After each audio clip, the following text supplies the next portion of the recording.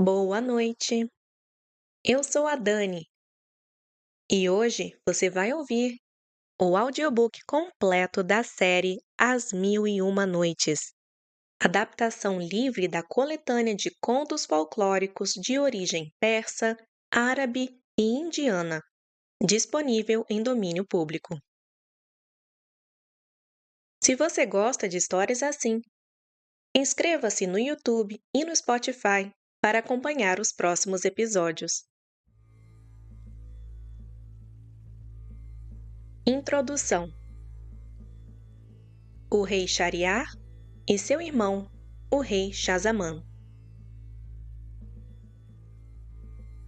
Conta-se, e somente Deus conhece todas as coisas, que nos antigos tempos havia um rei da dinastia dos Sassânidas que governava as ilhas da Índia e da China.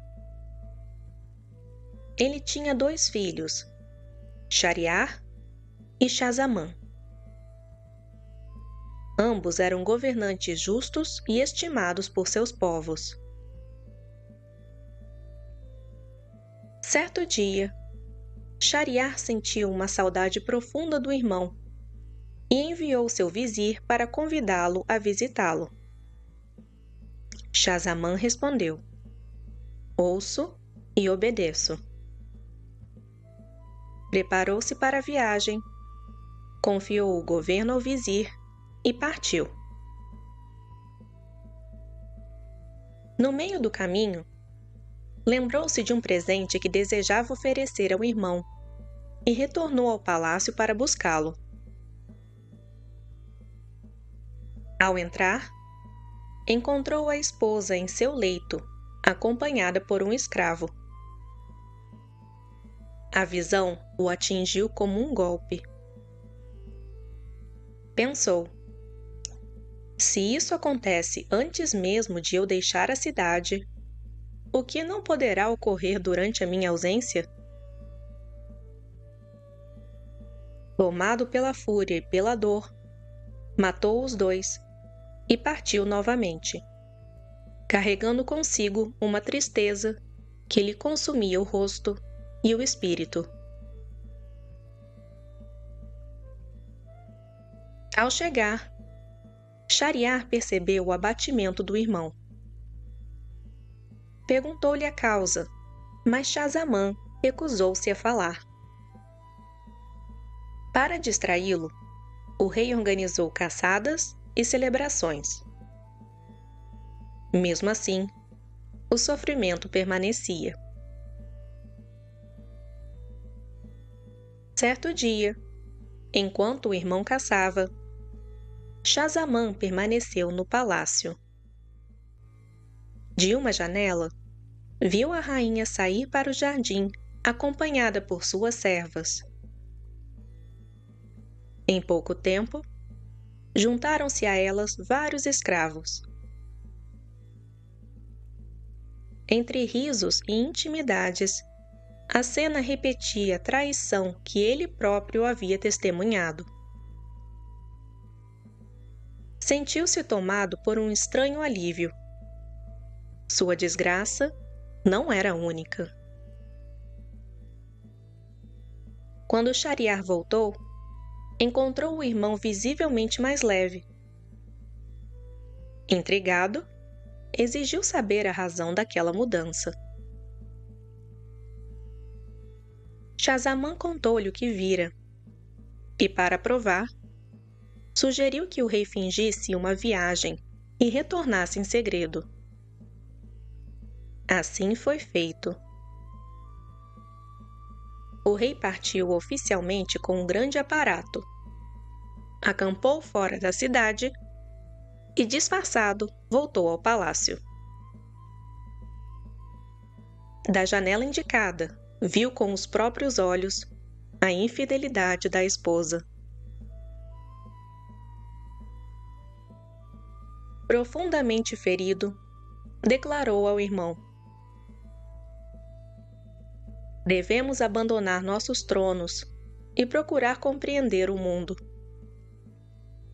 Talvez encontremos alguém cuja dor seja ainda maior que a nossa. Partiram juntos e viajaram por dias até alcançarem um prado à beira-mar. Ali, descansaram sob uma árvore. De repente, o mar se agitou e surgiu uma coluna de fumaça que, ao dissipar-se, revelou um gênio gigantesco carregando um cofre. Ele abriu o cofre e dele saiu uma mulher de extraordinária beleza. O gênio deitou a cabeça sobre o colo dela e adormeceu. A mulher, então, aproximou-se dos dois reis e lhes pediu que se aproximassem. Amedrontados, recusaram. Ela insistiu, ameaçando despertar o gênio. Temendo a ira da criatura, eles obedeceram. Depois, mostrou-lhes um pequeno saco cheio de anéis. Disse que pertenciam a homens que haviam estado com ela, apesar da vigilância do gênio. Contou que fora raptada no dia do casamento e trancada no cofre. Mas mesmo sob guarda constante, encontrara meios de exercer sua vontade. Os dois irmãos compreenderam, então, que o controle absoluto é ilusão e que a natureza humana não se dobra apenas à força. Regressaram aos palácios. Consumido pela dor e pela desconfiança, Shahryar tomou uma decisão terrível. Passou a casar-se a cada noite com uma jovem diferente. E, ao amanhecer, ordenava sua execução, acreditando assim proteger-se de novas traições. Durante 3 anos, muitas jovens foram sacrificadas e o reino mergulhou em luto. As famílias escondiam suas filhas e o medo espalhou-se por toda a parte. Um dia, o vizir, responsável por encontrar as noivas, voltou desesperado. Não havia mais jovens disponíveis. Ele próprio tinha 2 filhas. A mais velha chamava-se Sherazade. A mais nova, Duniazade. Sherazade era culta, inteligente. Conhecia a história dos povos antigos e modernos e possuía rara eloquência. Ao saber da situação, Sherazade disse ao pai: "Permita que eu me case com o rei. Talvez eu consiga mudar esse destino." O pai tentou dissuadi-la, mas ela permaneceu firme. Antes do casamento, Sherazade combinou com a irmã: "Quando eu estiver com o rei, peça-me que conte uma história. Assim, talvez eu consiga adiar o amanhecer." Na noite de núpcias, o rei aproximou-se dela e Sherazade chorou. "Por que você chora?" perguntou ele. "Meu senhor, desejo despedir-me de minha irmã e contar-lhe uma última história, se me permitir." O rei consentiu. Duniazade aproximou-se e disse: "Ó minha irmã, conta-nos uma de suas histórias maravilhosas, para que a noite nos seja agradável. Com prazer, se o rei permitir, respondeu Sherazade. Conta, disse o rei, curioso. E Sherazade começou a falar.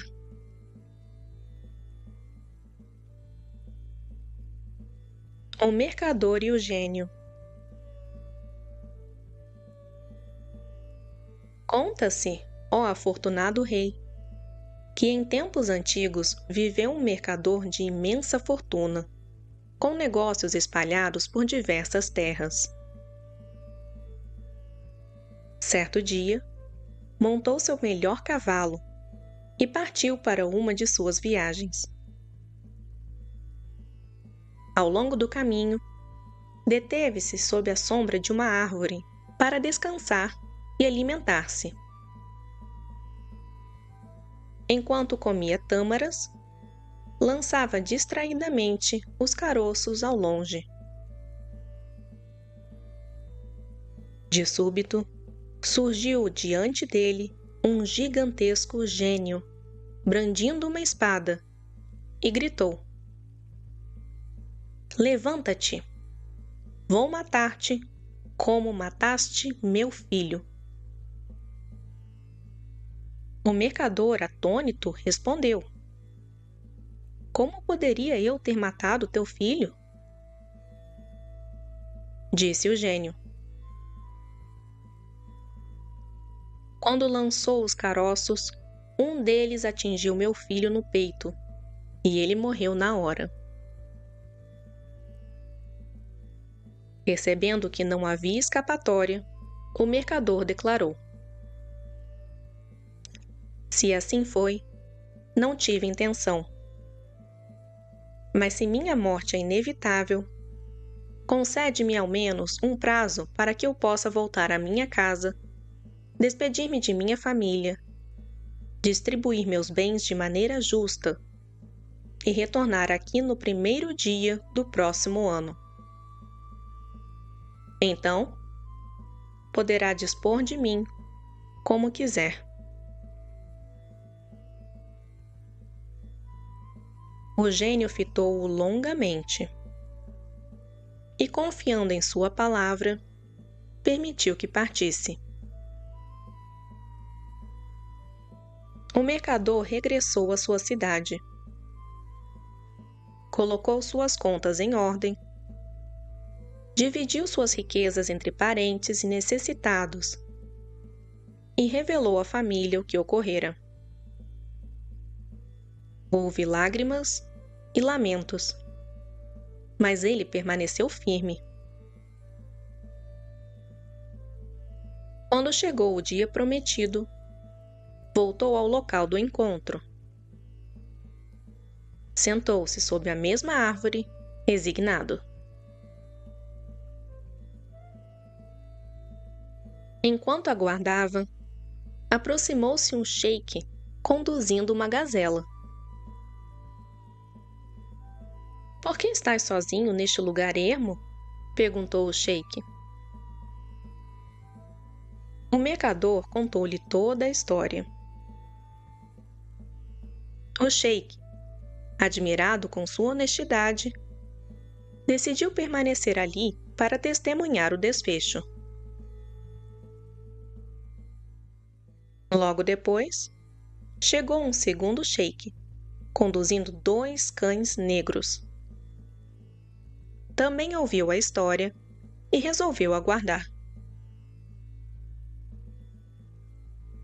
Em seguida, aproximou-se um terceiro sheik, montado numa mula.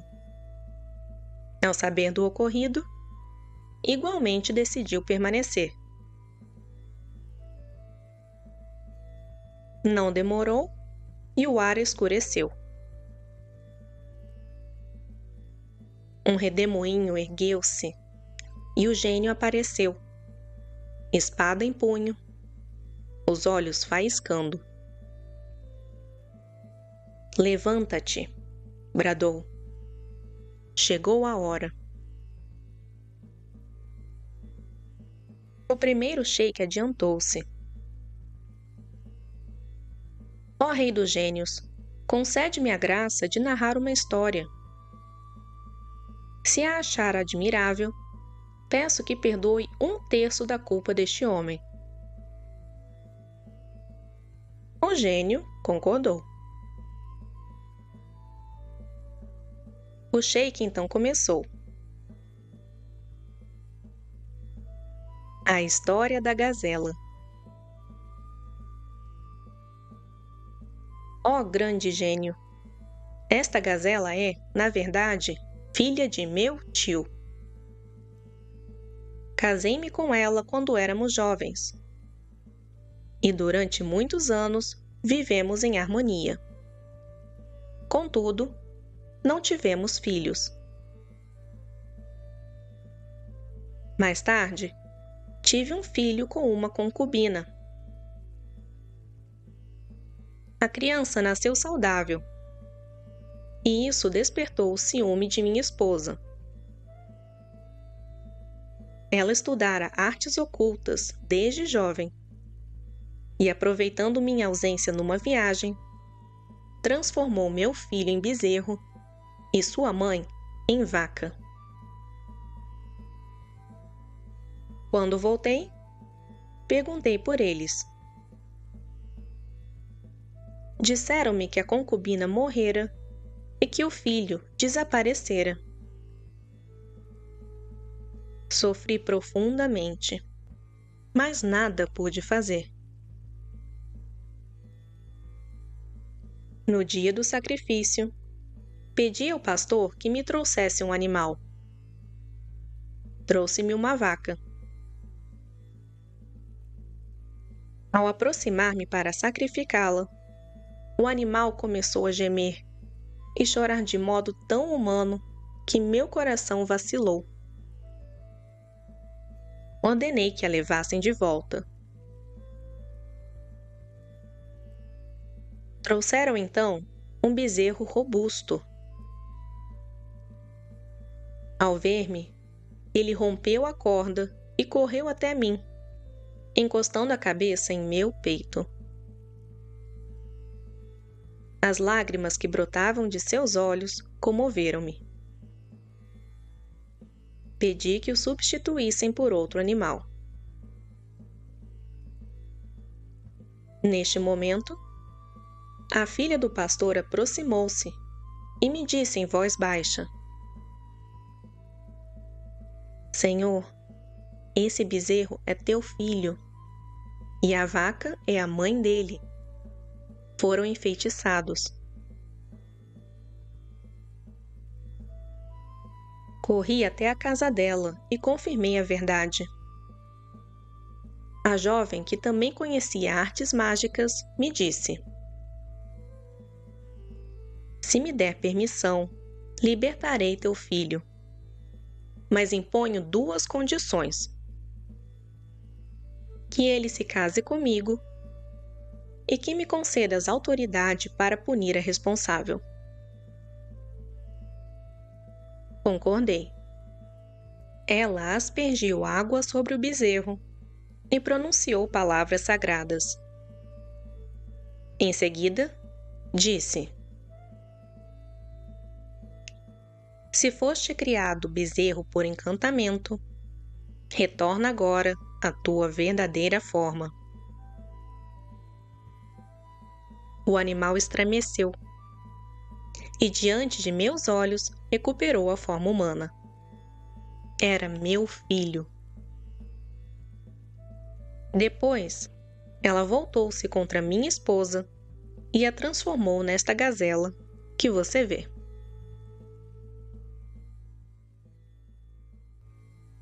O gênio, impressionado com a história, concedeu ao primeiro sheik o perdão de 1/3 da culpa do mercador. O segundo sheik então adiantou-se. Ó Rei dos Gênios, minha história é ainda mais surpreendente. E começou. A história dos 2 cães negros.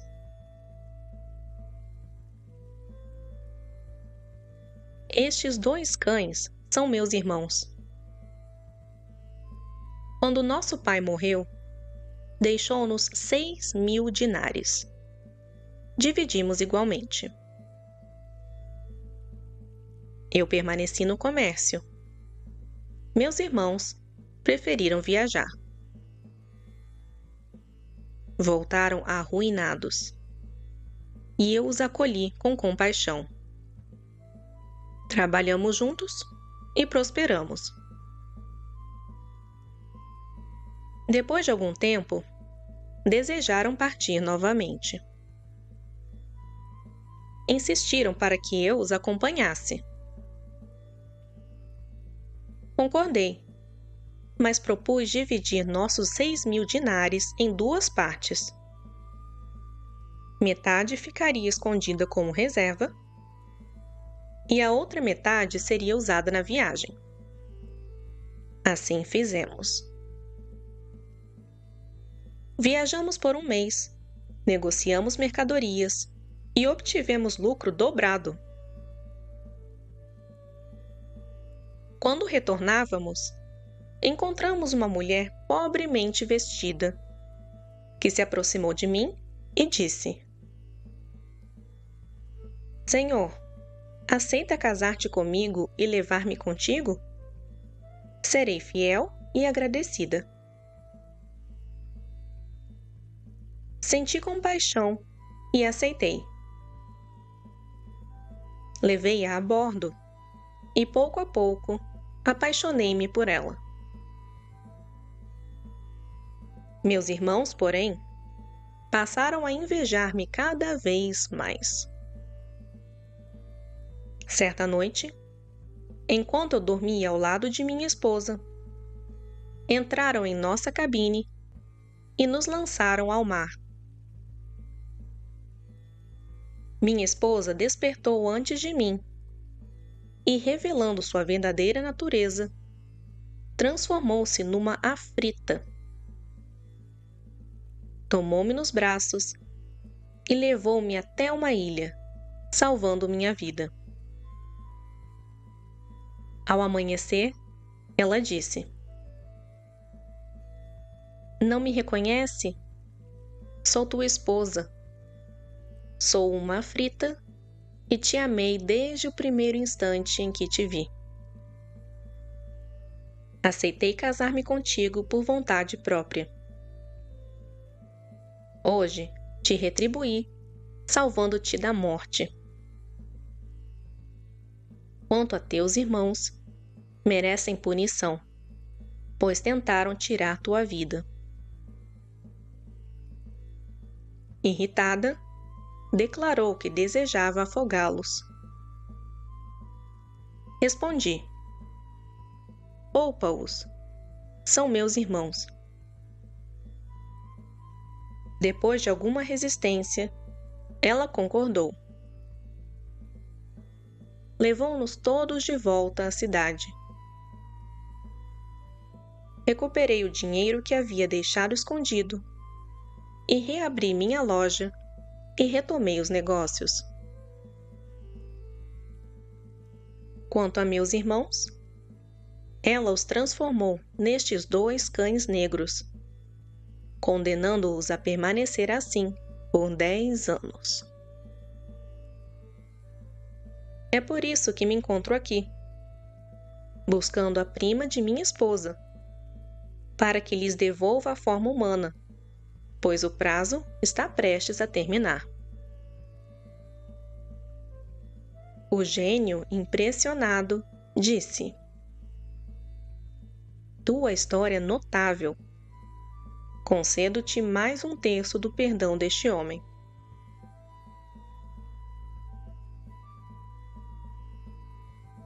A história da mula.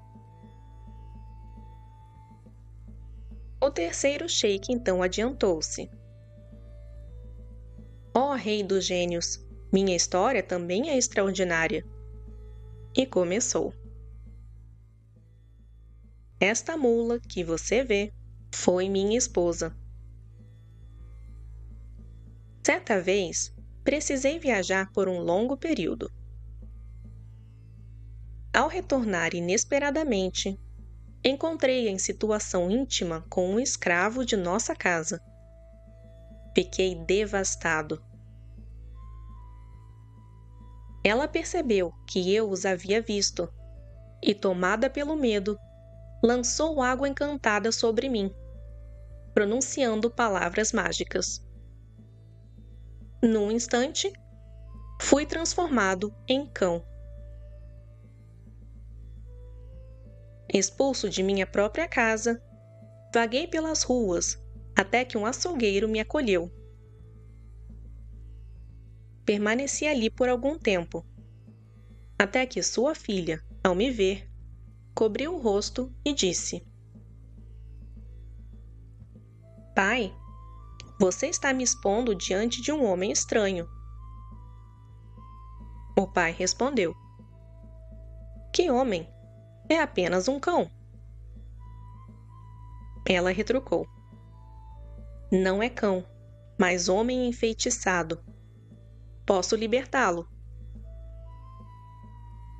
O açougueiro pediu que o fizesse. A jovem aspergiu-me com água e recitou palavras sagradas. Se você está nesta forma por encantamento, retorna agora à tua verdadeira natureza. Imediatamente, recuperei minha forma humana. Agradecido, implorei que me ajudasse a fazer justiça.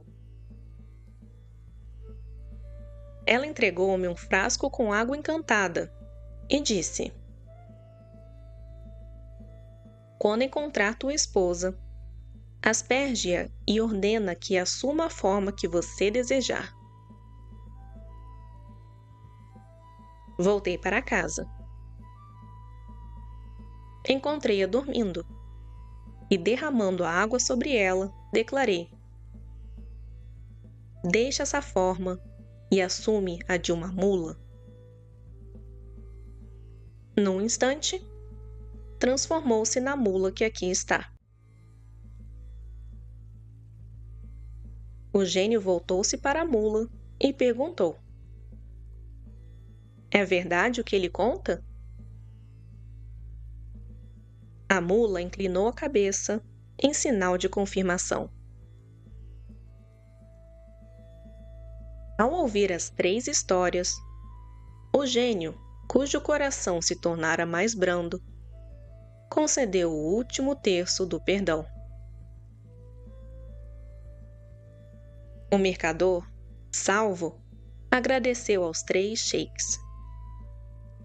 Cada um retornou à sua terra e assim terminou aquela aventura.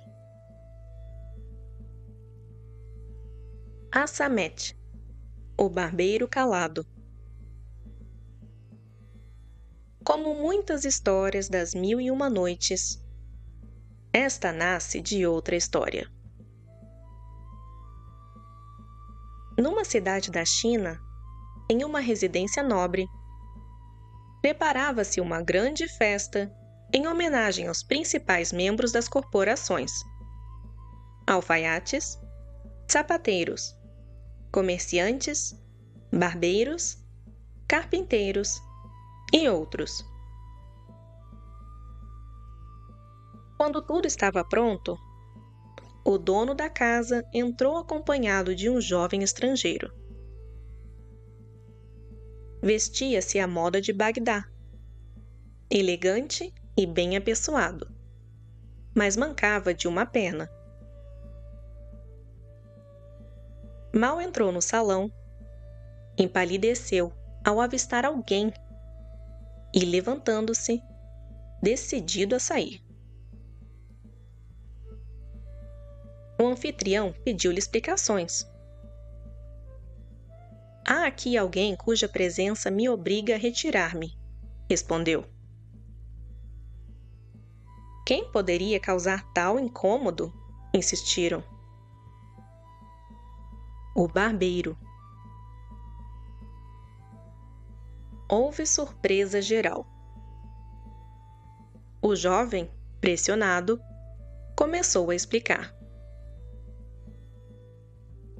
Este barbeiro, de aparência austera e espírito sombrio, foi responsável por uma tragédia que me marcou para sempre.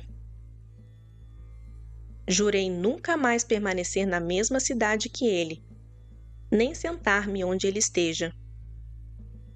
Deixei Bagdá por causa dele. Abandonei minha terra natal e até meus pais. Hoje, ao vê-lo aqui, prefiro partir. O barbeiro, ouvindo tais palavras, manteve-se em silêncio.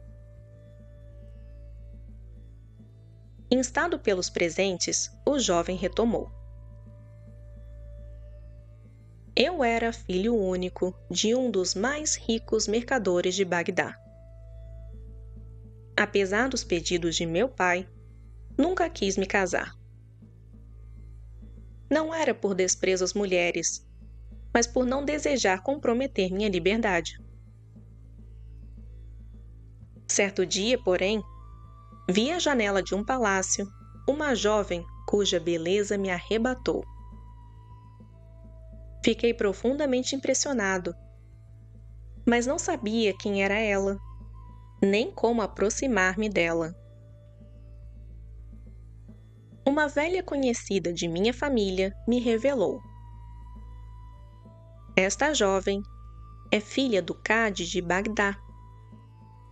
Posso arranjar um encontro. Recuperei o ânimo e me preparei. Antes de sair, mandei chamar um barbeiro para parar os meus cabelos.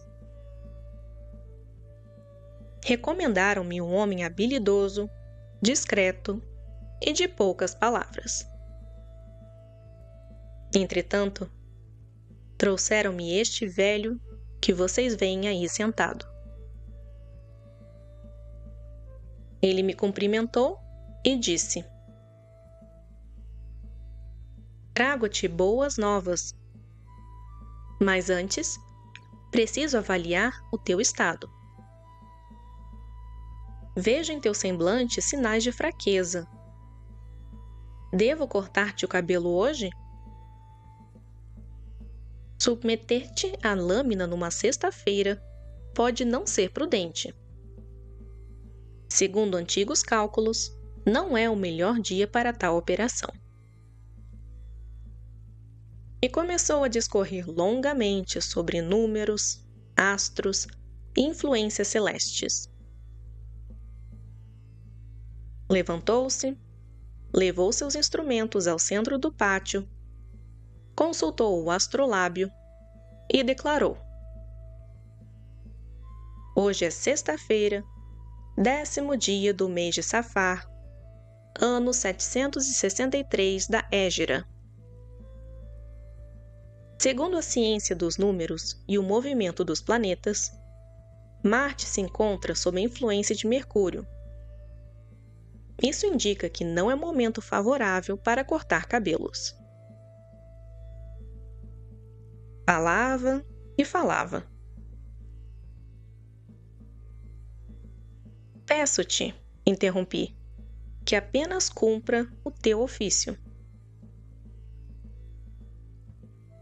Se você soubesse quem sou, respondeu ele, não me trataria assim. Não sou simples barbeiro. Domino as ciências médicas, conheço plantas e fórmulas, entendo de química, geometria, álgebra, astrologia, literatura, história e muito mais. Continuava falando sem cessar, até que perdi a paciência. Vai me enlouquecer com essa torrente de palavras. Corta meu cabelo e nada mais. É aí que você se engana, replicou ele. Sou chamado Assamete, o calado. Uso as palavras com parcimônia. Tal afirmação arrancou risos dos presentes. Eu já estava exasperado. Atirei-lhe uma moeda e ordenei que fosse embora. Ele, porém, ofendido, respondeu com um discurso ainda mais longo, alegando que não cobraria nada, que era homem honrado, que jamais aceitara pagamento indigno, e passou a narrar histórias sobre sua virtude. Disse que certa vez fora chamado por um nobre que desejava sangrar-se. Ele consultara os astros, determinar o melhor momento e realizar o procedimento com sucesso, sendo amplamente agradecido.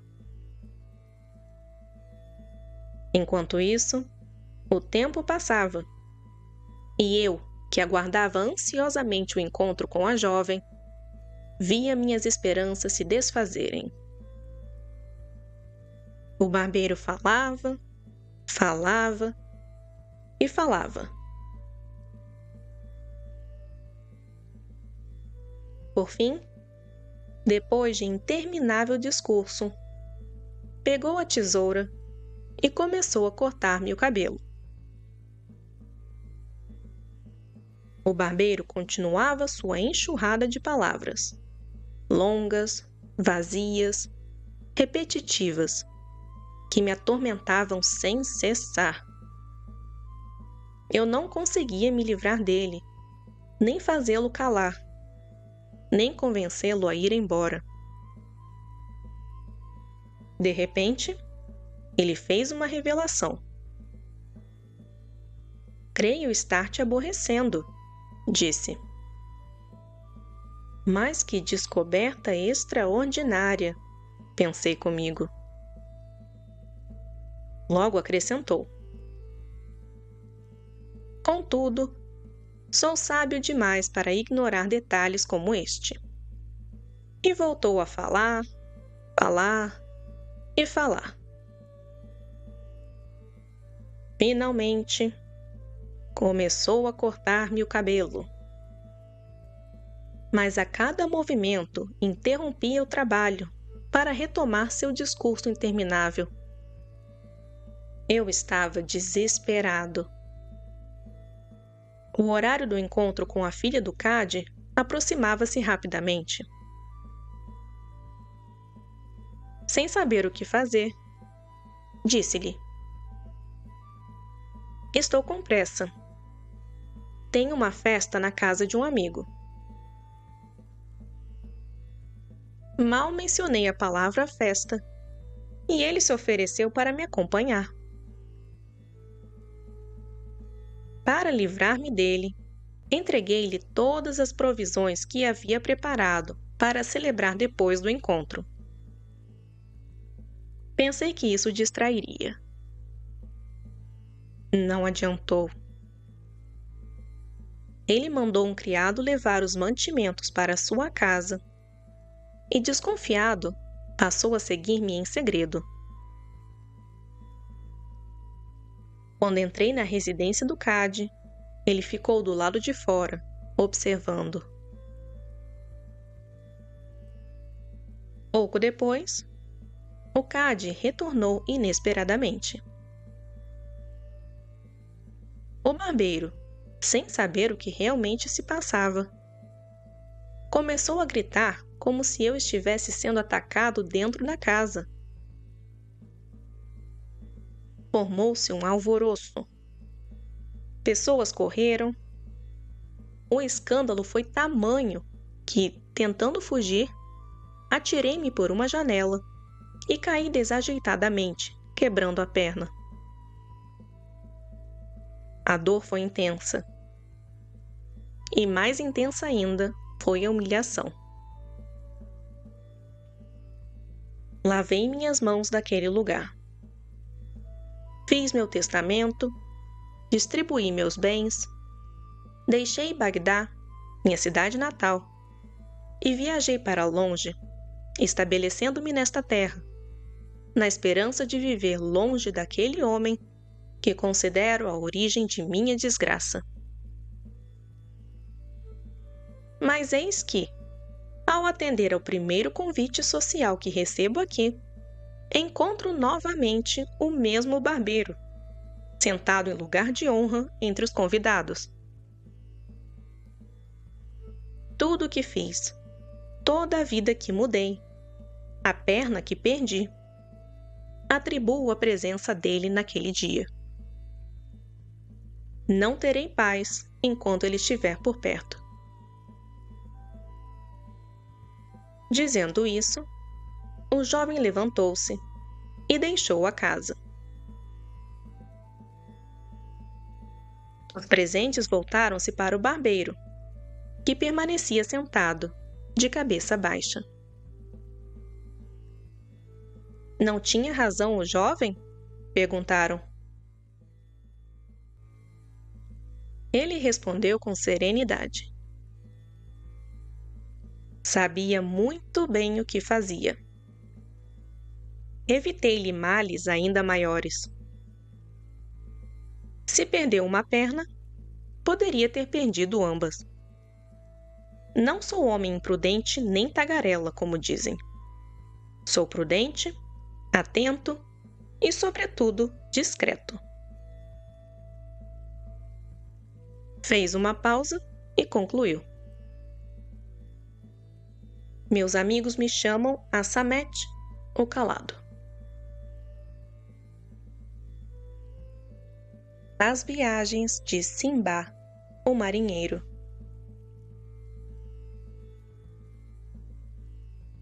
Ainda que alguém jamais tenha deixado sua própria casa, ou sequer tenha existido, o nome de Simbá, o marinheiro, tornou-se célebre entre os viajantes. Mais famoso que muitos navegadores históricos, suas aventuras nas 1001 noites encantam gerações. Simbá começa assim sua narrativa. Deve saber que meu pai era um grande mercador. Quando faleceu, deixou-me vasta fortuna em dinheiro, terras e mercadorias. Jovem e imprudente, comecei a gastar sem medida, acreditando que a riqueza seria eterna. Mas recordei as palavras de meu pai. O túmulo é mais confortável que a pobreza. Preferi aventurar-me ao risco de perder tudo, a ver meus bens desaparecerem lentamente. Vendi o que restava, reuni 3.000 dracmas, comprei mercadorias diversas e embarquei com outros comerciantes. Viajei por muitas terras, vendendo e comprando. Até que certa vez chegamos a uma ilha verdejante, que parecia um jardim do Éden. O capitão lançou âncora e permitiu que desembarcássemos. Alguns acenderam fogo para cozinhar. Outros exploravam a paisagem. Eu caminhava encantado, quando de repente a terra tremeu violentamente. O capitão começou a gritar do navio: "Salvem suas vidas! Corram! Não é uma ilha, é uma baleia gigantesca." A terra sob nossos pés começou a se mover. O fogo que havíamos acendido queimava-lhe o dorso. Muitos correram desesperados de volta ao navio. Alguns conseguiram. Outros ficaram para trás. Eu estava entre os que não alcançaram o barco a tempo. A baleia mergulhou nas profundezas. No instante final, Consegui agarrar-me a uma tábua que flutuava. O mar lançou-me para longe. E após longo esforço, exausto, alcancei uma pequena ilha vizinha. Na segunda viagem, algo semelhante me aconteceu. Nosso navio aportou numa ilha aparentemente tranquila. O calor era agradável e adormecia à sombra de uma árvore. Quando despertei, o navio já havia partido, sem notar minha ausência. Sozinho, caminhei pela ilha até avistar ao longe algo branco e enorme, arredondado como uma cúpula.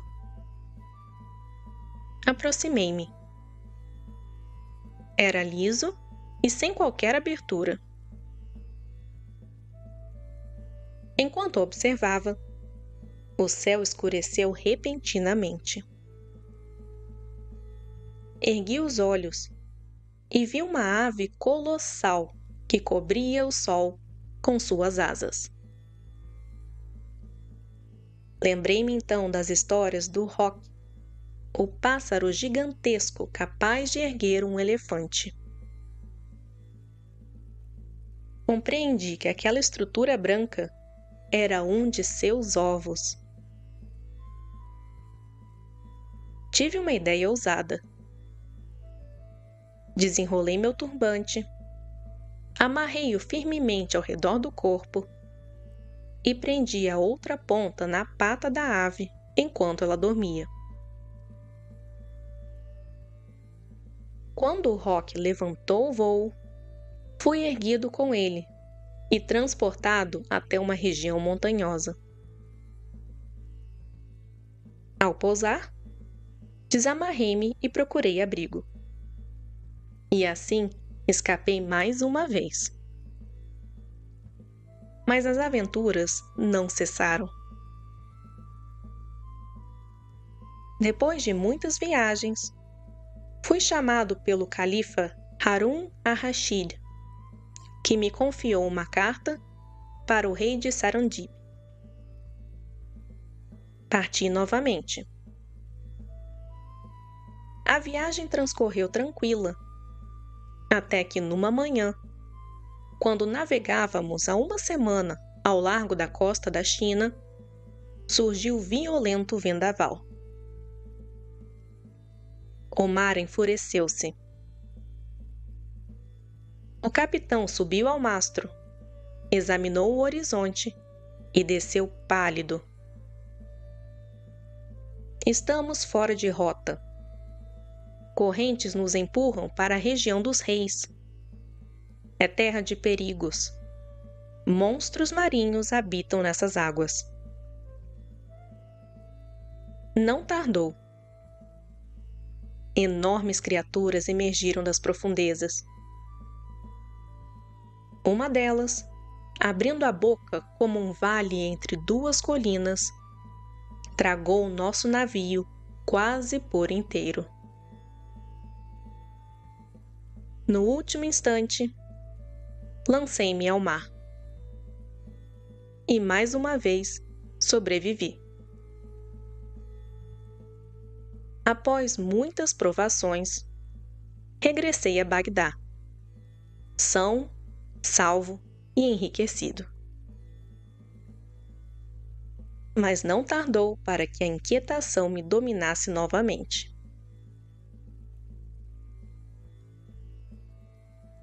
A terceira viagem de Simbá. A vida tranquila em Bagdá logo me pareceu monótona. O desejo de aventura reacendeu-se. Comprei mercadorias valiosas, viajei a Basra e embarquei com amigos e comerciantes. Após dias de navegação, nosso capitão começou a inquietar-se.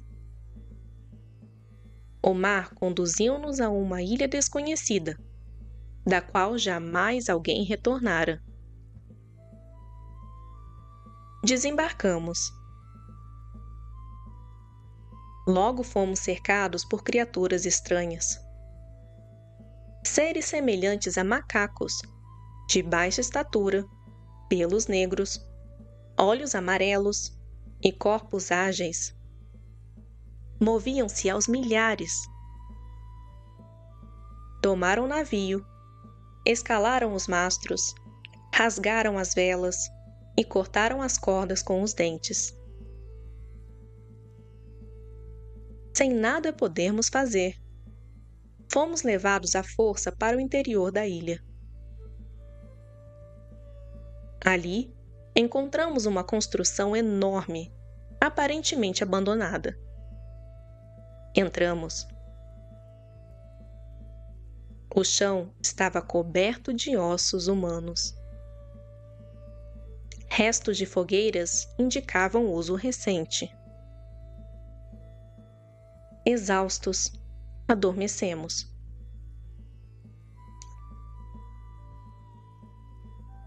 Ao cair da noite, fomos despertados por um ruído ensurdecedor. Do alto, desceu uma figura monstruosa, um gigante mais alto que uma palmeira. Seus olhos brilhavam como brasas. Seus dentes eram longos e afiados. A boca abria-se como a entrada de um poço profundo. Ele nos examinou um por um. Escolheu o mais robusto entre nós, atravessou-o com um espeto e assou-o sobre o fogo. Depois, comeu-o. E nós, aterrorizados, nada pudemos fazer. O gigante tinha ombros largos como os de um elefante, unhas recurvas como garras de leão e olhos ardentes como carvões acesos. Tremíamos de pavor. Sentou-se entre nós e começou a examinar-nos um por um, como um açougueiro escolhe um animal no mercado. Pegou um de meus companheiros, apalpou-o, achou-o magro demais e lançou-o ao chão. Fez o mesmo com outro. Por fim, agarrou nosso capitão, que era o mais robusto, arremessou-o ao solo, quebrou-lhe o pescoço com um único golpe, atravessou-o com um espeto e colocou-o sobre o fogo. Virava-o lentamente até que estivesse bem assado. Depois, devorou-o como quem come um simples frango. Lançou os ossos ao chão e, satisfeito, deitou-se para dormir. Assim que amanheceu, partiu. Saímos da construção e procuramos esconderijo, mas a ilha era árida e plana. Ao cair da noite, o menor dos males era que o gigante retornasse. E retornou. Mais uma vez escolheu um de nós, assou-o e o devorou. No dia seguinte, reunimos-nos para deliberar. Alguns diziam: é melhor enfrentar o monstro do que esperar ser devorados. Outros sugeriam: vamos construir uma jangada e tentemos escapar pelo mar. Se morrermos, ao menos será tentando salvar-nos. Concordamos em ambos os planos. Durante o dia, construímos uma jangada com troncos e cipós. À noite, quando o gigante adormeceu, Aquecemos no fogo 2 espetos de ferro até que ficassem incandescentes.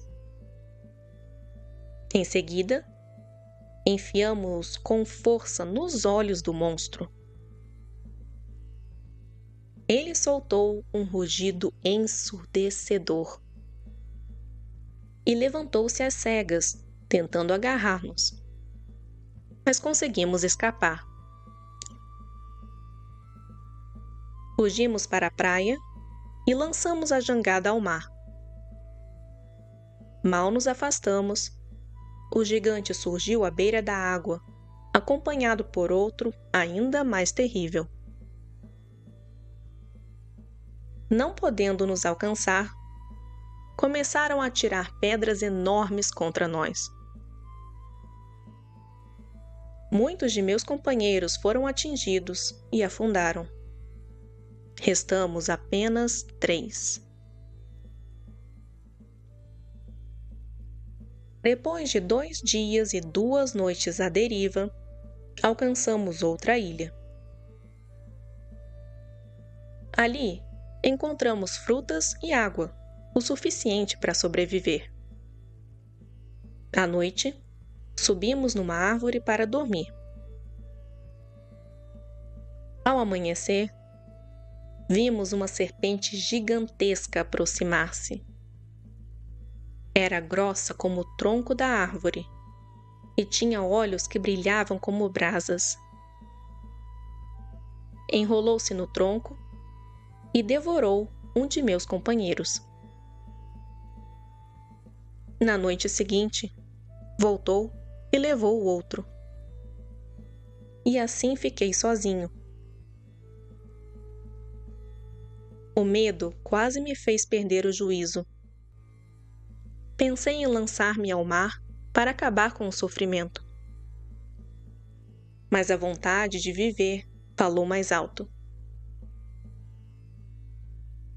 Cortei tábuas, fiz uma espécie de abrigo ao redor do tronco e me protegi o melhor que pude. A serpente tentou me alcançar, mas não conseguiu.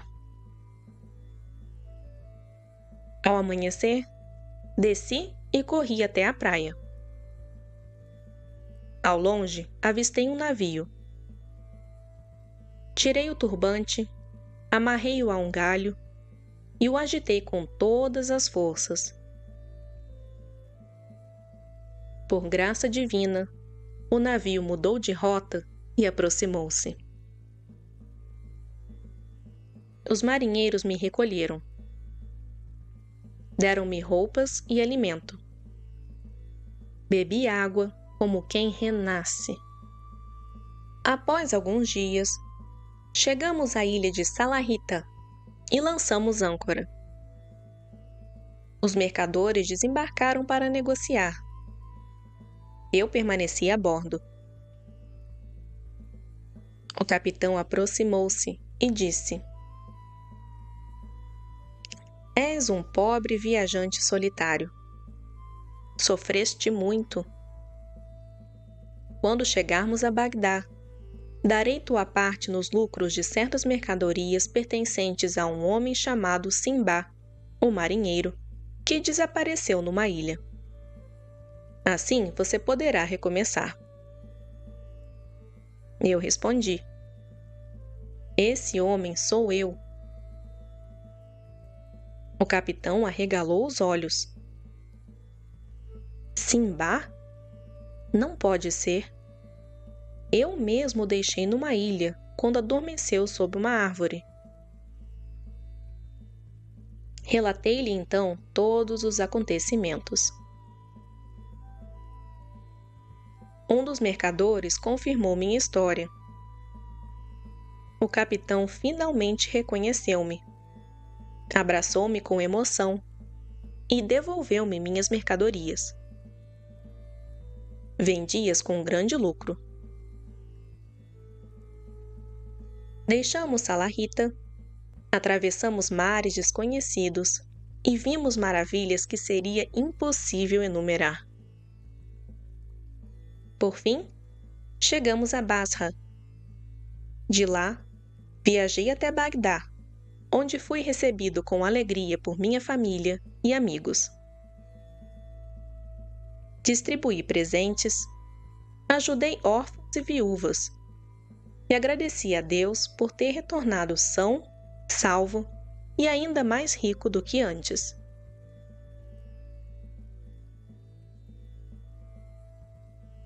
A quarta viagem de Simba.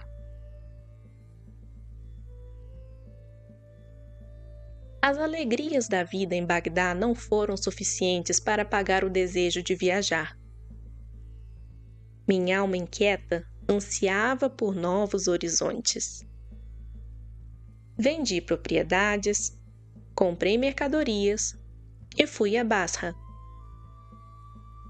Embarquei com comerciantes conhecidos. Viajamos de ilha em ilha, negociando com lucro, até que um dia o capitão gritou: "Lancem âncora! Estamos perdidos!" Uma tempestade feroz lançou o navio contra as ondas. O casco se partiu e fomos arrastados pelo mar. Por misericórdia divina, consegui me agarrar a uma tábua e alcancei, com alguns sobreviventes, a praia de uma ilha. Exaustos, passamos a noite na areia. Pela manhã, avançamos para o interior. Encontramos uma grande habitação, cercada por homens de aparência exótica. Fomos levados a um salão diante de um rei. Serviram-nos pratos estranhos. Não toquei na comida, mas meus companheiros, famintos, comeram avidamente. Logo percebi que os homens lhes aplicavam uma pomada que aumentava o apetite e fazia seus corpos engordarem rapidamente. Descobri então o horror. Eram criados para alimentar um ogro, um ghoul, que devorava um prisioneiro por dia. Recusei a comida e a pomada. Em poucos dias, tornei-me magro e fraco demais para lhes interessar. Meus companheiros, porém, tornaram-se pesados e lentos. Um a um, foram levados e nunca retornaram. Aproveitando o descuido dos guardas, fugi. Caminhei pela ilha durante 6 dias e 6 noites, alimentando-me de raízes e folhas. No 7º dia, encontrei um povo de homens brancos, vestidos com túnicas, que colhiam pimenta. Contei-lhes minha história. Levaram-me a seu rei, que vivia numa ilha vizinha. Ali conheci cavalos magníficos, montados sem sela ou estribos. Sugeri ao rei que experimentasse selas e arreios. Ele aceitou. Quando viu o conforto e o controle que proporcionavam, encheu-me de presentes e honras. Tornei-me homem respeitado naquela terra. O rei ofereceu-me em casamento uma jovem de nobre família. Aceitei. Vivi algum tempo em paz, embora meu coração ainda desejasse Bagdá. Mas o destino me reservava nova provação. Um vizinho perdeu a esposa. Perguntei o que seria feito. Responderam-me que, segundo o costume, o viúvo seria enterrado vivo com o corpo da falecida. Assustado, procurei o rei. Sou estrangeiro, disse, e não me é justo submeter-me a tal tradição. O costume vale para todos, respondeu ele. Não demorou para que minha própria esposa adoecesse e morresse. Por mais que eu implorasse, nada mudou. Fui levado à procissão fúnebre. O corpo dela foi colocado num ataúde. Amarraram-me e desceram-me a um poço profundo, onde jaziam inúmeros cadáveres. Deram-me um jarro de água e alguns pães, e a entrada foi fechada. O ar era pesado, o odor insuportável. Passei dias na escuridão, sobrevivendo com parcimônia. Quando outro funeral ocorreu, vi descer um homem vivo com o corpo da esposa. Esperei que o buraco fosse fechado. Ataquei-o com um osso e tomei suas provisões. Assim sobrevivi. Com o tempo, comecei a acumular joias, ouro e pedras preciosas retiradas dos mortos. Certo dia, seguindo um rastro de animais que entravam e saíam, descobri uma abertura lateral da caverna. Rastejei por ela e saí ao ar livre, sob o céu. E agradeci aos céus. Voltei várias vezes à caverna para recolher mais riquezas. Um navio passou ao largo. Fiz sinais e fui resgatado. O capitão me perguntou: como você sobreviveu nesta montanha isolada? Contei-lhe tudo. Navegamos por mares desconhecidos e, por fim, chegamos a Basra. De lá, retornei a Bagdá.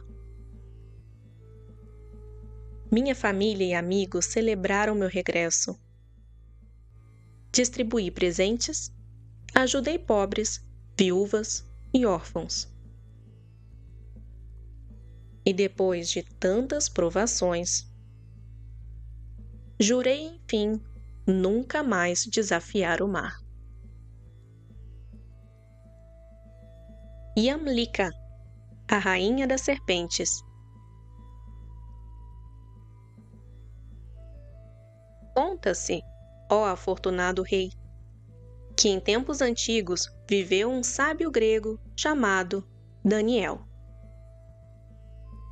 Era respeitado por seu vasto conhecimento, mas não tinha filhos. Desejando deixar herdeiro de sua sabedoria, reuniu todos os seus livros e manuscritos.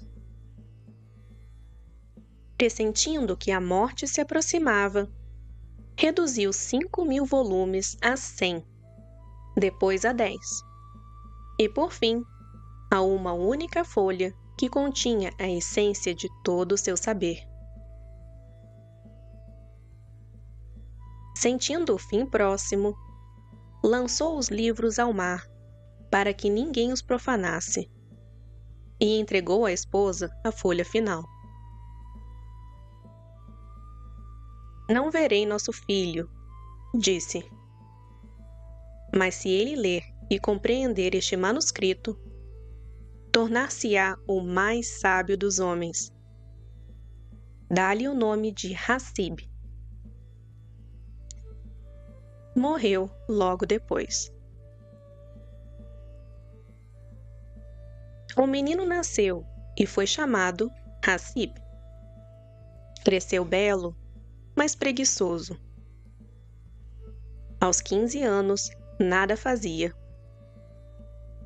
Tentaram casá-lo, mas ele não se interessava por responsabilidade alguma. Por sugestão de vizinhos, compraram-lhe um machado e um asno para que trabalhasse como lenhador. Um dia, enquanto cavava ao redor de uma árvore, encontrou uma placa de mármore no chão. Chamou companheiros e juntos removeram-na. Sob ela, havia uma sala subterrânea cheia de jarros. Desceram. Abriram um deles. Estava cheio de mel. Hassib ficou maravilhado.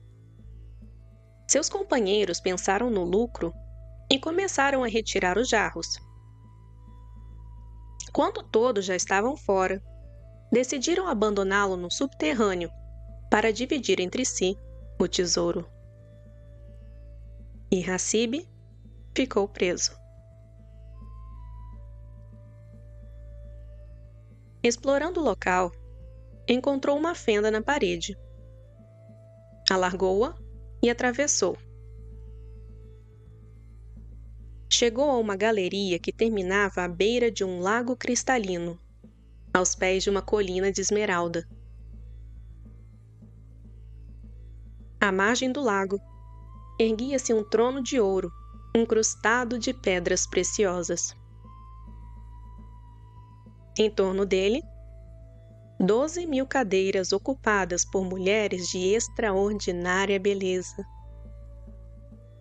Da cintura para cima, humanas.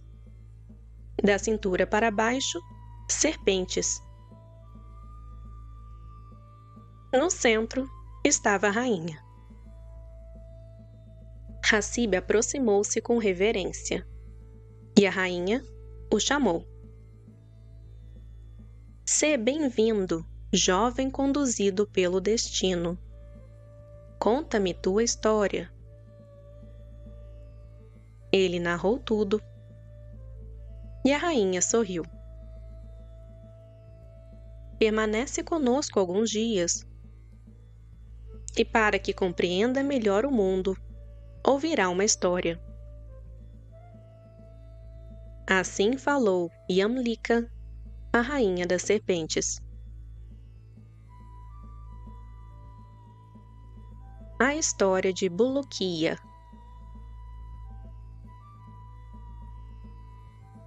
Havia no reino de Israel um soberano sábio que, antes de morrer, recomendou ao filho Bulukiya que examinasse tudo o que possuía. Após a morte do pai, Bulukiya encontrou um pergaminho antigo, e nele estava escrito: quem desejar governar homens, gênios e criaturas deve obter o anel do profeta Salomão, que está na Ilha dos Sete Mares.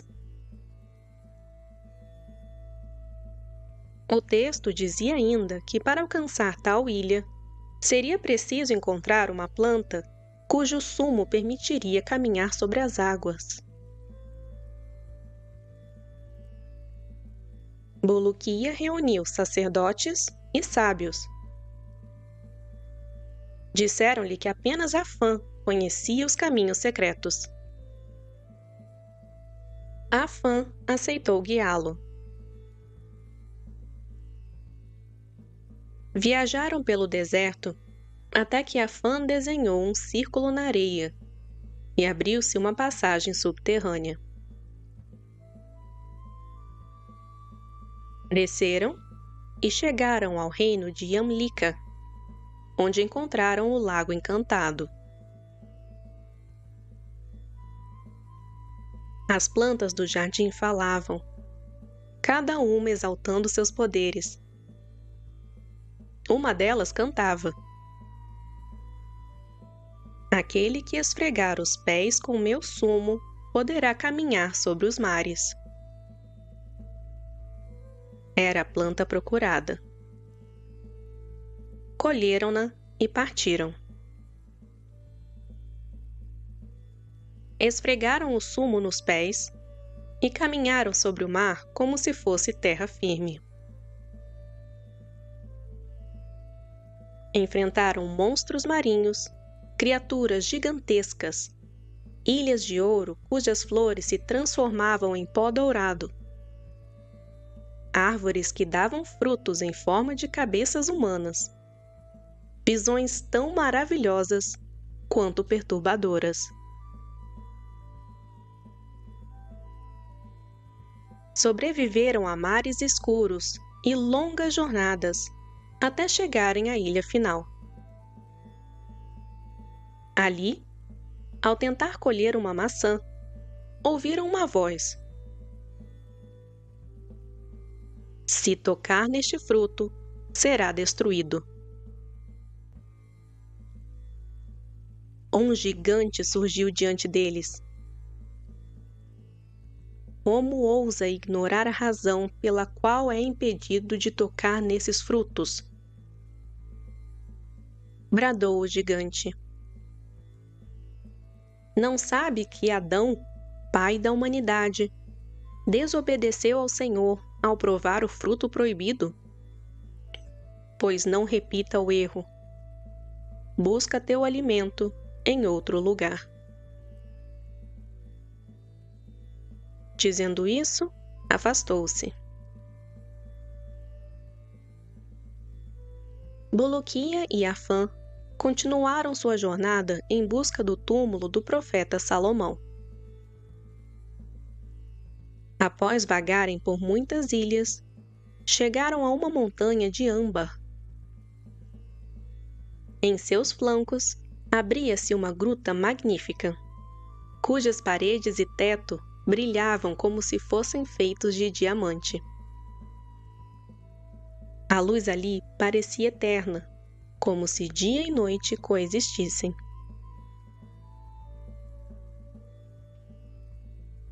Avançaram por longos corredores, até alcançarem uma vasta sala cintilante. No centro, erguia-se uma cama de ouro maciço, e sobre ela jazia o corpo do profeta Salomão, intacto, com o anel mágico ainda no dedo. Afã aproximou-se e ensinou a Buluquia as palavras secretas que deveriam ser pronunciadas para que o anel deslizasse do dedo. Mas, tomado pela ansiedade, Buluquia trocou a ordem das palavras. E o erro foi fatal. Uma gota de diamante líquido desprendeu-se do teto e caiu sobre Afã, reduzindo-o instantaneamente a cinzas. Aterrorizado, Buluquia fugiu da caverna e correu até a praia, onde pretendia usar novamente o sumo da planta para atravessar o mar. Mas descobriu que o frasco havia sido danificado. Ali teria morrido, perdido e desesperado, não fosse a chegada repentina de um exército de afritas, marídeas e ghols que patrulhavam a ilha. Buluquia suplicou por auxílio. Disseram-lhe que apenas o grande Sacar, senhor das terras que outrora haviam sido dominadas por Salomão, poderia ajudá-lo. Num instante, foi conduzido pelo ar, atravessando mares e montanhas, até o palácio do poderoso Sacar. O rei dos gênios o recebeu com cortesia e ouviu sua história. Em seguida, ordenou que fosse levado de volta à entrada do mundo dos homens. quanto ao Anel de Salomão, aquele que confere domínio sobre criaturas visíveis e invisíveis, permaneceria onde estava, guardado na Ilha dos Sete Mares, protegido pelos gênios até o fim dos tempos.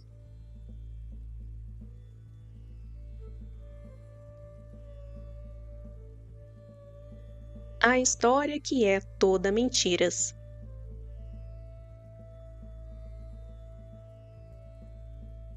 Conta-se, ó afortunado rei, que certa noite o califa Harun ar-Rashid foi tomado por uma insônia persistente. Mandou chamar o poeta Abu Nawas e disse-lhe: Ó Abu Nawas, estou inquieto. Nada me divertirá mais do que ouvir uma história composta apenas de mentiras do começo ao fim. Se for capaz de contá-la sem que nela exista um único grão de verdade, recompensar-te-ei generosamente. Mas se escorregar e disser alguma coisa verdadeira, pagará a tua cabeça. Abu Nawas empalideceu. Mas não havia como recusar um pedido do califa. Pediu vinho, bebeu um pouco para ganhar coragem e começou. Ó comandante dos fiéis, quando eu nasci, minha avó entregou-me ainda bebê para que eu a distraísse. Levei meu pai nos ombros e saí para passear com ele pela cidade. Mas eu chorava tanto que nada o fazia calar-se. Até que vi um cesto de ovos à porta de uma quitanda. Apontei para ele e disse: Quero um desses. Compraram-me um ovo. Fiquei radiante. Ao chegarmos em casa, deixei-o cair. O ovo quebrou-se e dele saiu um pinto. O pinto começou a crescer. Cresceu tanto, tão depressa, que ficou do tamanho de um camelo. Não imagina, ó comandante dos fiéis, a quantidade de alimento que aquela ave devorava. Minha avó, preocupada, me disse: Leva esse galo para a floresta e o usa como animal de carga. Assim fiz. No dia seguinte, porém, acordei com um ferimento nas costas. Dali brotava um ramo verde. Em poucas horas, tornou-se uma nogueira imensa, com galhos tão vastos que não se podia ouvir um ramo chamar pelo outro. Quando chegou o tempo da colheita, 12 homens foram necessários para colher as nozes. Ao final, minha avó pediu que eu verificasse se restara alguma fruta esquecida entre as folhas. Examinei a árvore e encontrei apenas uma noz no topo de um galho. Peguei o que parecia ser uma pequena pedra e atirei-a. A noz caiu, mas a pedra revelou-se um enorme torrão de lama que se espalhou e formou uma planície tão vasta que cobriu todos os ramos da nogueira. Encantada, minha avó mandou arar a terra. Foram necessários 12 bois durante um mês inteiro para preparar o solo. Perguntamos aos lavradores o que deveríamos plantar. sugeriram gergelim. Semeamos gergelim. Logo chegaram outros lavradores, que, ao saberem do plantio, começaram a rir. Gergelim em terra virgem? Deveriam plantar melancias. Minha avó ordenou que recolhêssemos todas as sementes. Quando as reuni, faltava uma. Mandou-me procurá-la. Procurei por toda parte. Ao entardecer, vi uma formiga carregando a semente desaparecida. Tentei tomá-la, mas a formiga puxava de um lado e eu do outro. Por fim, o grão se partiu ao meio, e dele jorrou um rio de óleo de gergelim, tão largo e profundo quanto o Tigre.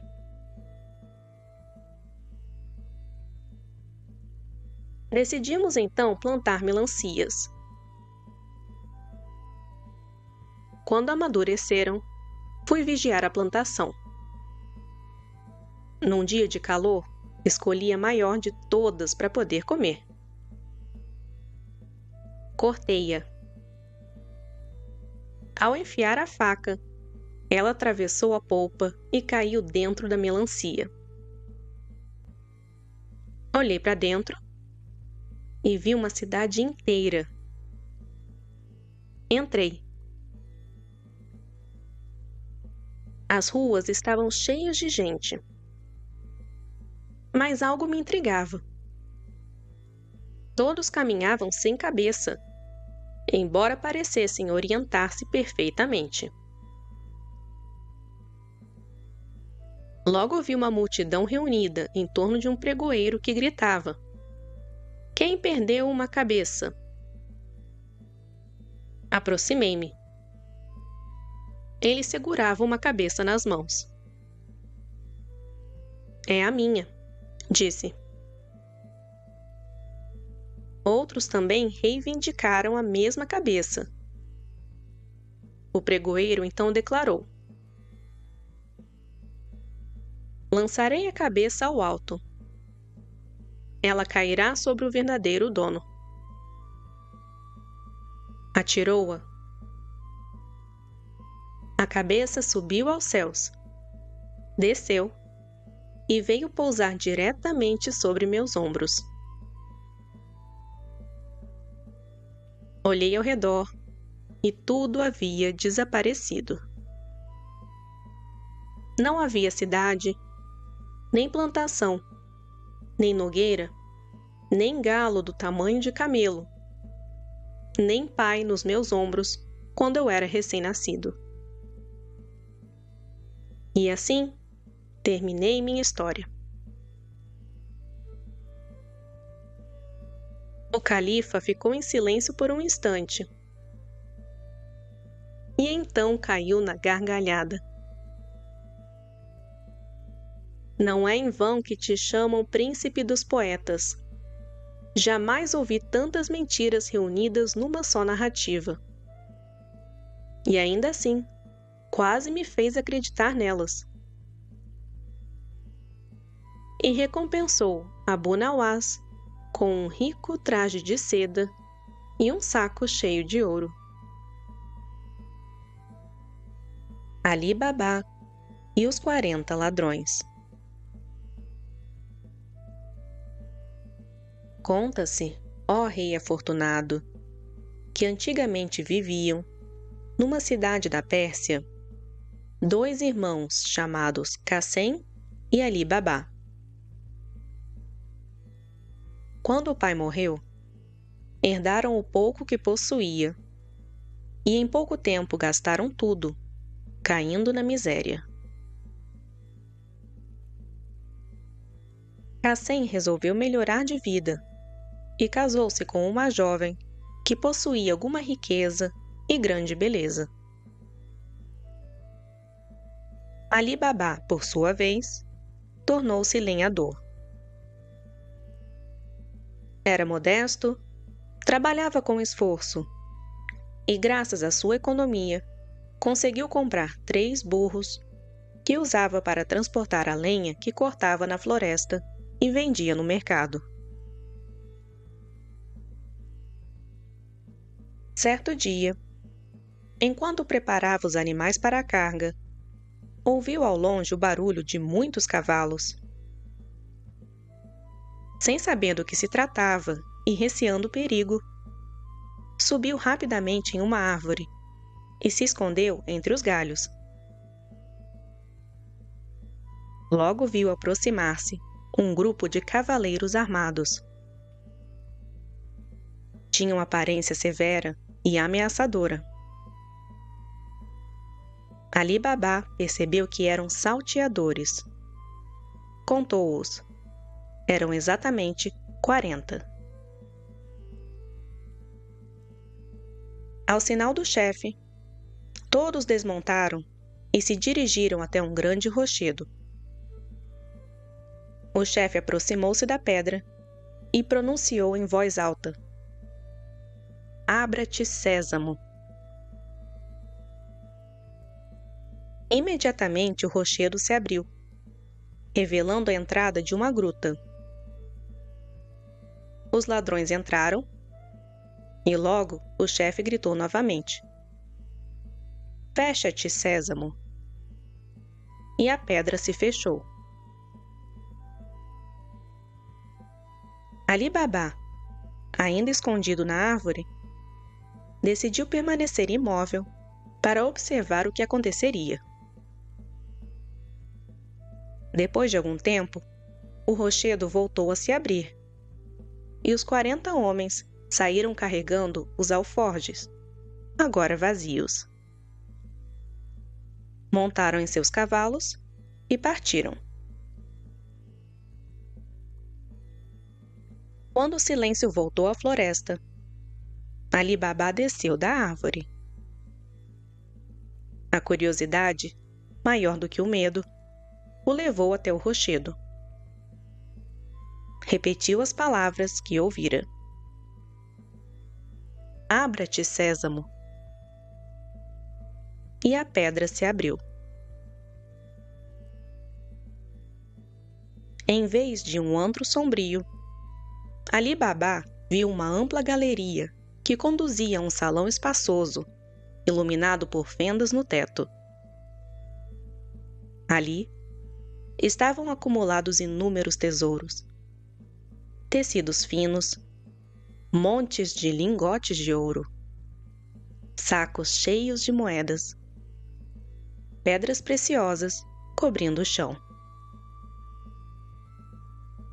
Compreendeu que aquele esconderijo existia havia muito tempo.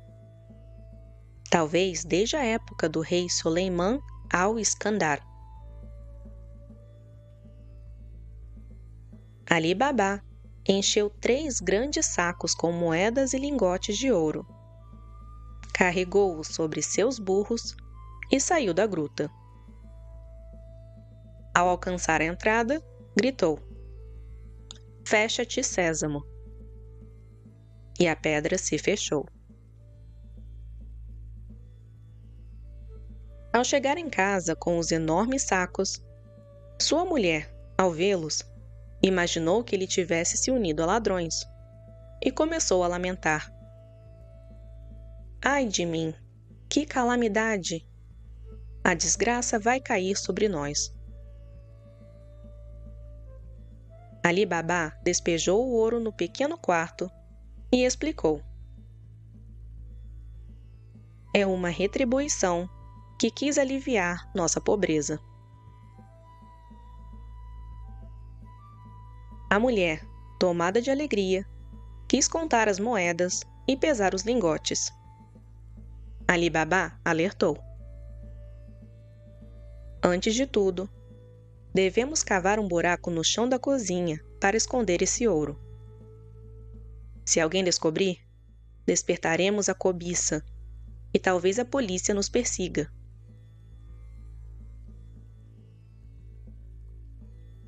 A mulher insistiu em pedir emprestada uma medida à esposa de Qassem, para contar o ouro.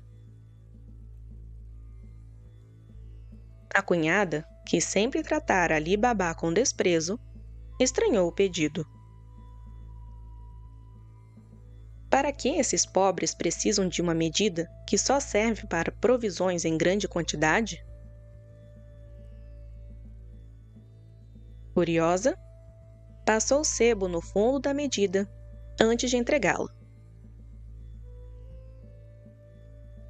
A esposa de Ali Babá voltou para casa, contou as moedas e os lingotes, devolveu a medida e nada percebeu.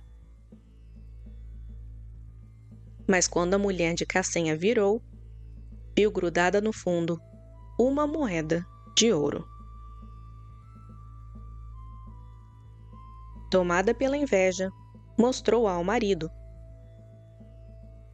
Desde quando esse miserável tem ouro para medir? Cassem ficou furioso. Foi até a casa do irmão e o confrontou. Esse ouro não é resto de rapinagens? Pensa que não descobrirei a origem? Ali Babá tentou negar, mas acabou revelando a existência da gruta, omitindo apenas a frase mágica. Somos irmãos, acrescentou. O que me pertence, pertence a ti. Ofereço-te metade do que trouxe da caverna. Cassem, dominado pela cobiça, exigiu saber como entrar. No dia seguinte, partiu para a floresta com 10 mulas. Ao chegar ao rochedo, pronunciou: Abra-te, sésamo. E a pedra se abriu. Cassem entrou e ficou deslumbrado com o tesouro. Começou a encher os sacos, pensando que precisaria de muito mais animais para transportar tanta riqueza. Quando decidiu sair, gritou: Abre-te, cevada! Nada aconteceu. Tentou outras palavras. Abra-te, centeio! Abra-te, milho! Abra-te, arroz! Mas não lembrava o nome correto. E o rochedo permaneceu fechado. Ao meio-dia, os 40 ladrões retornaram. Encontraram Cassem na gruta e, sem piedade, o mataram e voltaram às estradas. Como Cassem não regressou naquela noite, nem no dia seguinte, sua esposa foi até Ali Babá pedir ajuda. Ali Babá, preocupado, dirigiu-se à floresta. Viu marcas de sangue diante do rochedo e pronunciou: Abra-te, sésamo! Dentro, encontrou o corpo do irmão, cortado em pedaços. Chorou, mas compreendeu que precisava agir com prudência. Reuniu o que restava do irmão, colocou-o em sacos, carregou-o sobre seu burro, cobriu-os com ramos e voltou para casa. Ali Babá contou tudo à sua cunhada com delicadeza e acrescentou: Se depois de tamanha tragédia você quiser consolo, ofereço-te abrigo em minha casa e metade dos meus bens. Ela aceitou. Mas era preciso restaurar o corpo. Ali Babá tinha uma escrava chamada Manara, jovem e engenhosa. Ele a enviou a um velho remendão do bairro, pagando-o para que viesse com os olhos vendados. O homem costurou o corpo com habilidade. Durante 3 dias, Manara foi às farmácias comprar remédios, espalhando a notícia de que Kassem estava gravemente doente. No 3º dia, anunciou-se sua morte. O corpo foi lavado, perfumado e vestido, e Kassem foi enterrado com todas as honras. Os 40 ladrões, acreditando que o cadáver permanecia na gruta, deixaram de frequentar o esconderijo por um mês inteiro. Quando voltaram e não encontraram o corpo, reuniram-se para avaliar o que acontecera. O homem que matamos tinha um cúmplice, disse o chefe. Enquanto não o identificarmos e eliminarmos, nossas vidas e nossas riquezas estarão em risco. Depois de longa discussão, decidiram enviar um voluntário à cidade para descobrir quem havia retirado o corpo da gruta. Se conseguisse identificar o cúmplice, seria recompensado. Se falhasse, perderia a cabeça. Um dos ladrões se ofereceu. Disfarçou-se de derviche e foi à cidade. Por acaso, a única loja aberta era a do velho remendão, que havia costurado o corpo de Kassem. Ao ver os chinelos luxuosos que o falso derviche trazia, o remendão elogiou sua qualidade. O ladrão aproveitou a conversa e perguntou: "O que teria feito se te trouxessem 6 pedaços de um morto para restituí-lo à forma?" O remendão, lisonjeado pela lembrança de sua habilidade, respondeu que já realizara tal serviço recentemente. O ladrão demonstrou grande interesse e pediu que o levasse à casa onde fizera o trabalho. O remendão explicou que fora conduzido até lá com os olhos vendados. O falso derviche, então, colocou moedas de ouro em sua mão e disse: "Mesmo assim, talvez você possa refazer o caminho, guiado pela memória." O remendão aceitou.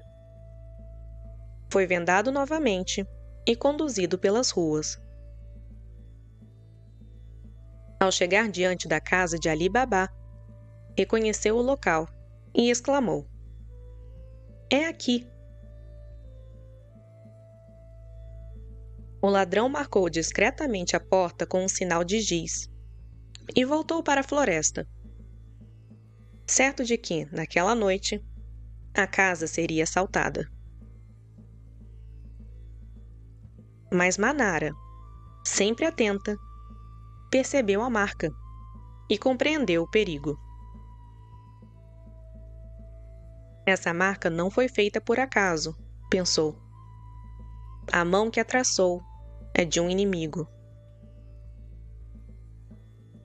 Com um pedaço de giz, repetiu o mesmo sinal em várias portas da vizinhança. Quando os ladrões chegaram à cidade, ficaram confusos ao ver que muitas casas traziam a mesma marca. O voluntário falhou e perdeu a vida.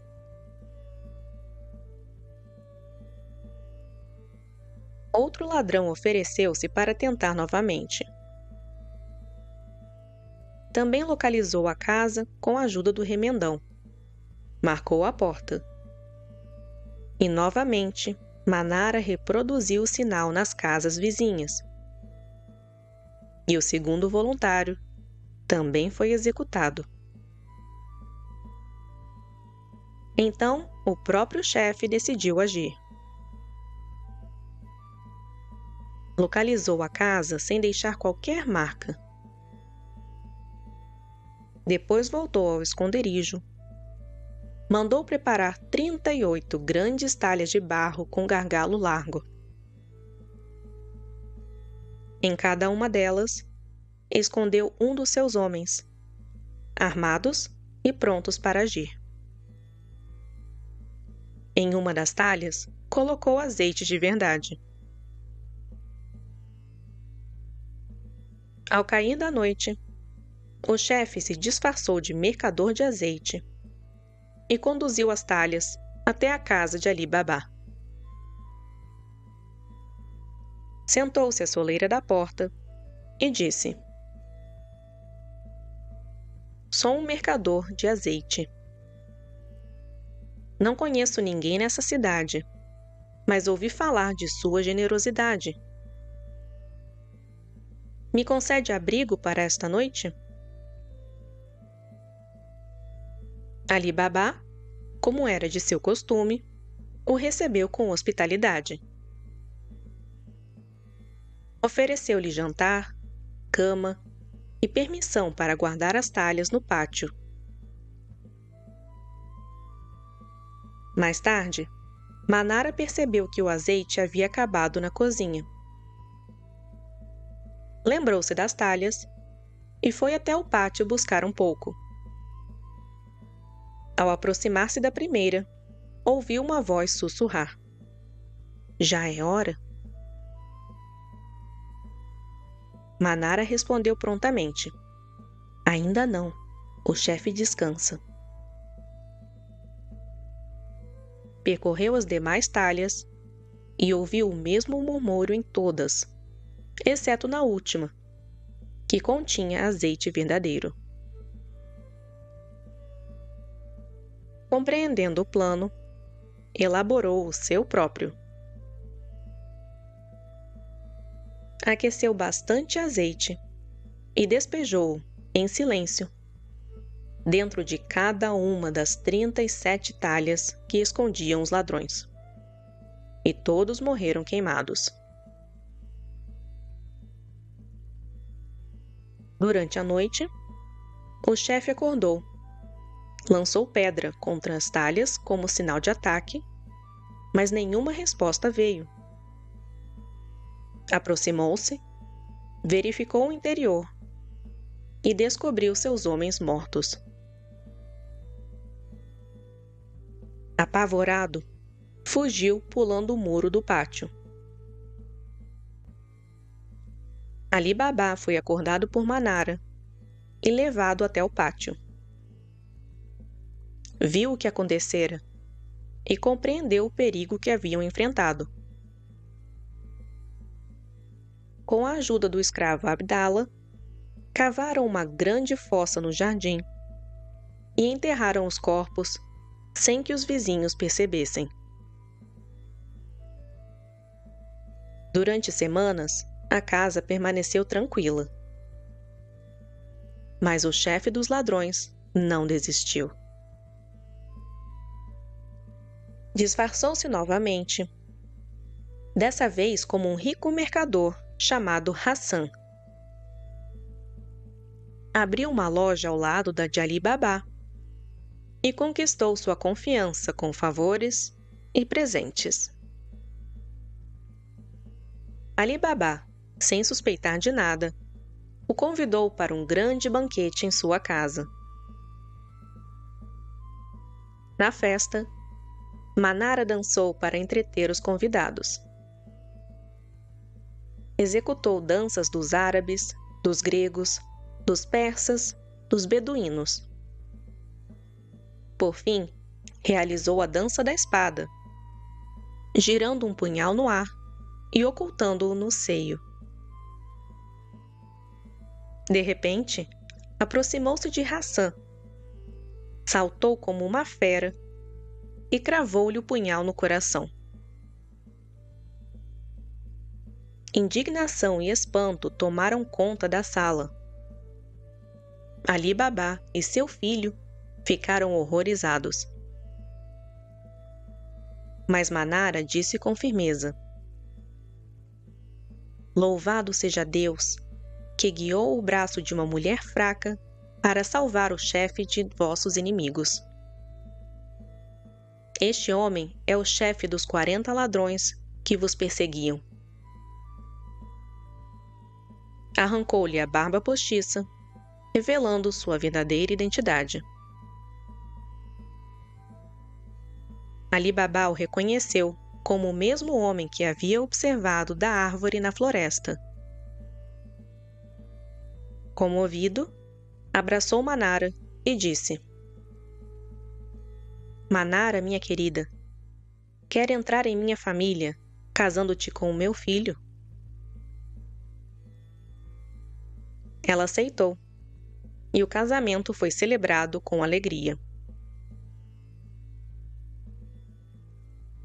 Muito tempo depois, Ali Baba voltou à gruta e verificou que ninguém mais a visitara desde a morte do chefe dos ladrões.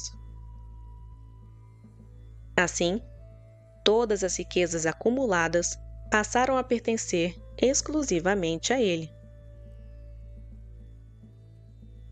Ali Baba usou sua fortuna com moderação e viveu feliz ao lado da família. Louvado seja Deus, que de um simples lenhador com 3 burros, fez o homem mais rico e respeitado de sua cidade.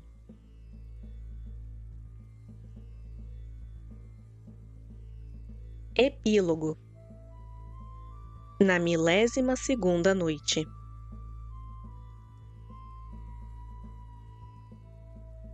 Quando Sherazade concluiu a história de Ali Baba e os 40 ladrões, não iniciou imediatamente outra narrativa, como fizera durante 1001 noites.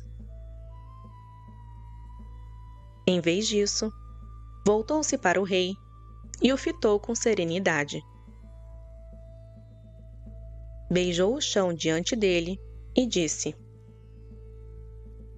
Ó Rei do Tempo, Senhor de grandeza incomparável, te servi fielmente durante 1001 noites, contando histórias antigas, cheias da experiência e da sabedoria das gerações passadas. Peço agora a permissão de solicitar um favor.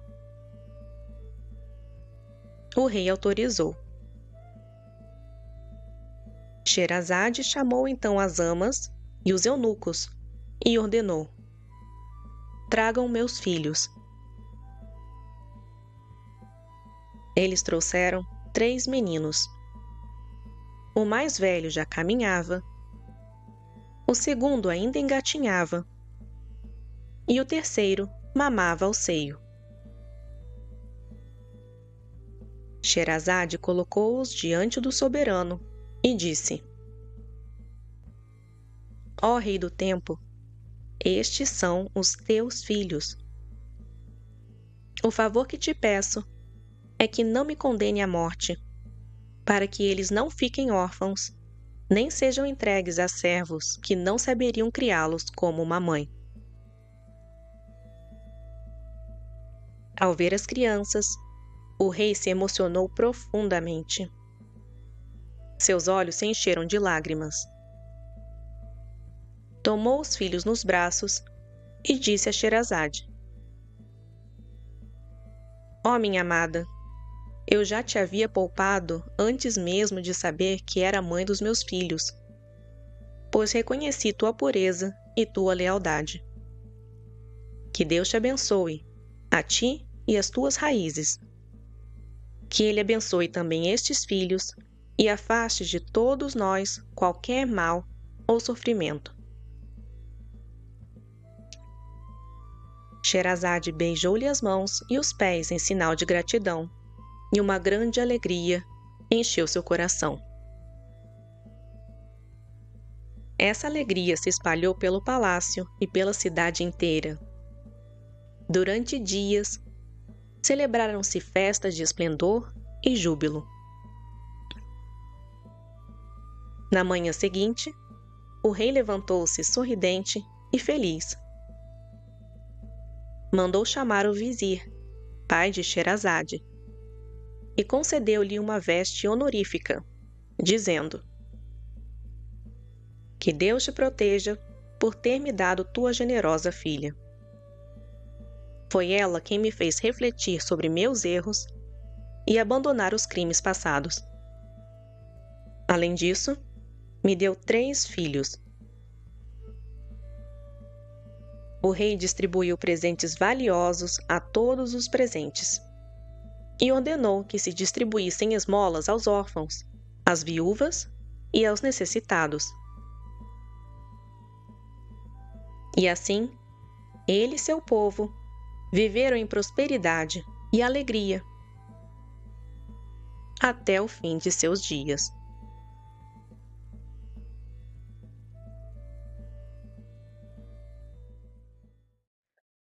Se,